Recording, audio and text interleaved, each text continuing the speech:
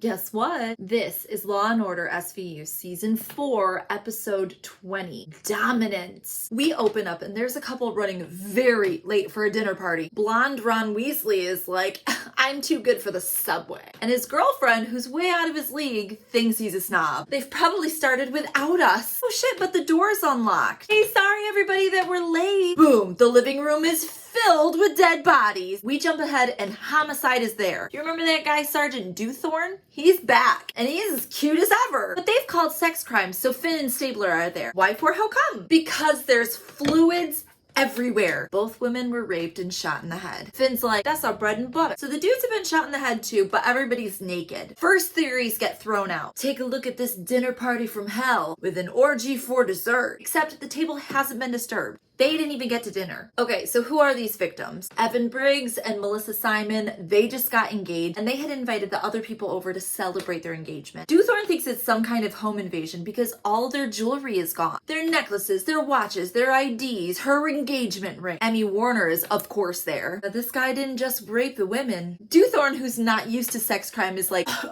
excuse me? Yeah, dummy. Guys can get raped too. We're back from the intro and we're in the morgue doing all 4 autopsies at once. All the violence was pre-mortem, but then things got a little weird when Emmy Warner combed for hairs. There was hair and fluids from all the victims all over each other. So it looks like the perp forced the dudes to rape the women and then rape each other. We jump to the precinct and they're trying to figure out who this perp could be. It's only going to be one guy because they found only one set of shoe prints. That's helpful. Huang is like, he'd probably get set off when somebody challenges his masculinity. The sodomy, that was to humiliate them. And killing them is the ultimate power trip. DuThorne, who's been temporarily reassigned for this episode, he's staring at the picture of the table all set. Looks like our math is off. It's set for 7 people. 4 victims, 2 people that found them. That means there's 1 unaccounted for. Well, maybe they didn't like what was on the menu.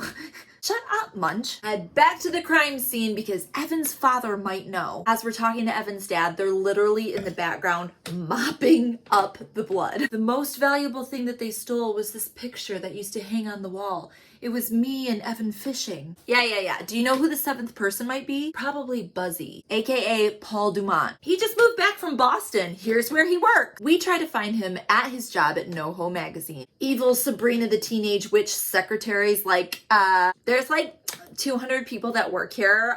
But just then, the editor comes in. I'm Ralph Sloan, the goatee. I mean the editor. Turns out, Paul was in an accident last night and he's in the hospital. Man, what kind of accident? A car accident? Did he fall down the stairs? No, somebody found him in an alley with his skull bashed in, smelling of wine. Funny though, his blood alcohol came back 0. Not a sip. So back at the precinct, we're thinking he showed up at these people's party with flowers and wine. Perp took the wine, cracked him over the head, and then used the flowers to get into the party. Shit, so Paul Dumont is like the 5th victim.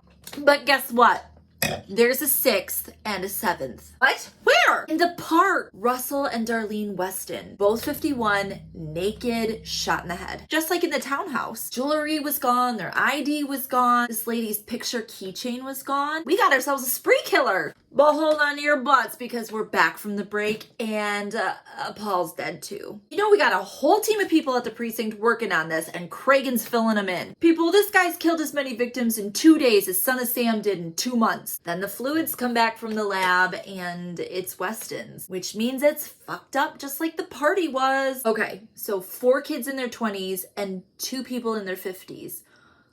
What do they have in common? Juan wants to know, what was on this lady's keychain that was stolen? Well, the family said it was a picture of her grandson and then the photo of them fishing at the townhouse. Okay, now Huang's in profiling mode. These trophies are deeply personal, but only to the victim. He bets the perp's own family life was pretty miserable. Maybe some kind of abuse. This dude isn't gonna stop either, so let's get fucking going. Back at the park crime scene, we found the footprints. And they tell a little story. Weston's were over here walking on the sidewalk. The perp walks him into the woods, kills him, and then he runs back to the sidewalk. Why would he go back out where people could see him? DuThorne sees a sign. No parking.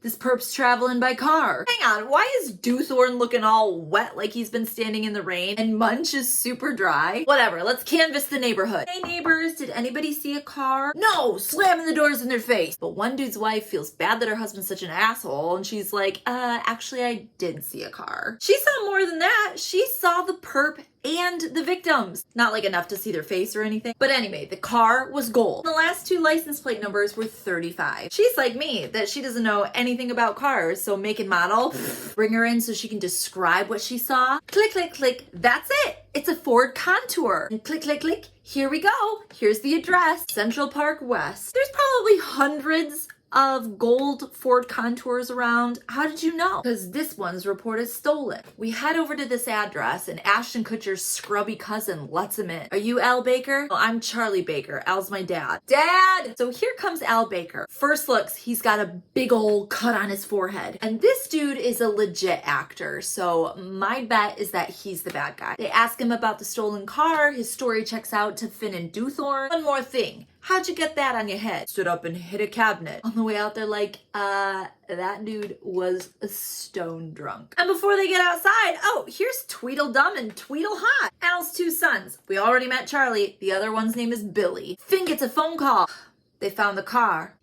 And two more bodies. We're at the new crime scene back in the park. A real lover's lane area. The two new victims are Adam and Craig. Dudes in their 20s, they've been shot, they've been robbed, but they're fully clothed. Well, that's weird. You know what else is weird? The perp dumped the car that he was driving. And they realize after they find the registration, the perp switched vehicles. They know what they're looking for because they have the registration right fucking there. It has the address on it and everything. They have to go notify Adam's dad. Are you Adam's dad? He's like, yeah, I haven't heard from him today. Are he and Craig and the girls okay? Whoa, what? The girls? What girls? Yep. Claudia and Diane. They were the girlfriends. Both 21 and we can't find him anywhere. Okay, so the MO's changing, but why? Huang, help us! They're probably living trophies and he has them stashed somewhere. Well, what the fuck changed? His confidence. He's been using his victims to rape each other. Maybe now he's confident to rape somebody himself. And also, when he's done with them, he'll probably kill them. Stabler gets off the phone.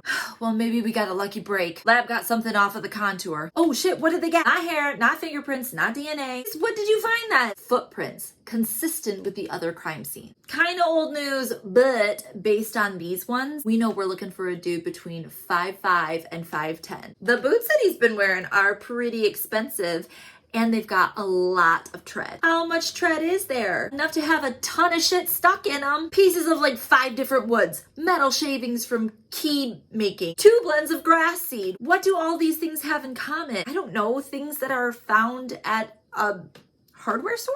Hold that thought, because we just got a loose description of the perp. Ready for this? Young, average height, dark hair. It's like everybody. We're gonna cross-reference these people that fit the description that also work at a hardware store. The one owner's like, yeah, that description's pretty much half of who I hired. You got Joe Schmo, you got Carl Schmarl, and you got Billy Baker. Whoa, Billy Baker? Billy Baker from the stolen car thing. That's it. He's gotta be our guy. But Huang's like, hold on. If you pick him up now, it could be a power struggle and you'll never find the girls. So instead, we're gonna do some surveillance. Up first is Finn and DuThorne. DuThorne's reading this shitty magazine. Front says, I had sex with Siamese twins. Hey, let's have a meaningful conversation. But there's no time because there's Billy. We see him go quite a distance just to visit an ATM. And what's more, he pulls out a paper and puts the pin in. That's probably stolen, right? Let's pick him up.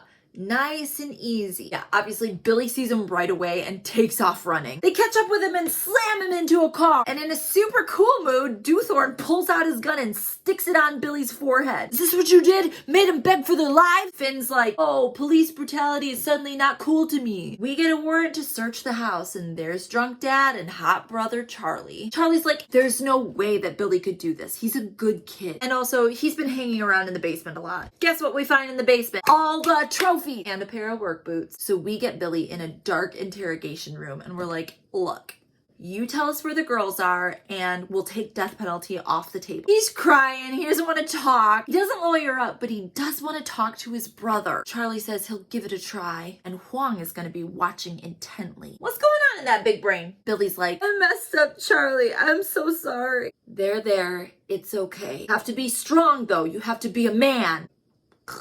Huang's thinking. The cops want you to tell where those women are. No, I won't do it. All right, well, I love you. Charlie comes out, he's like, sorry guys, I tried. That's disappointing. So when Cragen like storms in, you're like, yeah, he's bummed too. But it's something else. Guess what? They've got 2 more bodies in Greenwich Village. What? That's way out of the comfort zone. Come to that crime scene and the MO has changed. One was shot once in the head, but the man, he got his fucking face blown off. Also, the woman was raped, but there was 0 fluids on the guy. So the perp did it himself this time. Here's the thing. They're not in rigor yet, which means they were killed less than 6 hours ago. Billy has been in custody all night. It couldn't have been him. Is it a copycat? Not sure yet, but it's deeply personal. Run these victims' backgrounds and fast. And when we do, it is a doozy of information. The guy, he lived at the same building that Billy and Charlie's dad was the super of. Grew up at the same place. Victim was wealthy, they were not. DuThorne comes in flinging around some papers. Ballistics match, but we have 2 perps. How do you figure? These 2 boot prints? This is what the one print looked like, and this is what the other one looked like. This is smeared, which means he has a limp. Like Charlie! Oh, I forgot to tell you that Charlie has a limp. Let's go pick him up. Drunk dad doesn't know where he's at. We ask ex-girlfriend Drew Barrymore circa 1998. She doesn't know where he is either. But we get some information from her. Well, the last time we had sex, I didn't mind when Billy joined us. So you had a threesome? Yeah, until it became a twosome.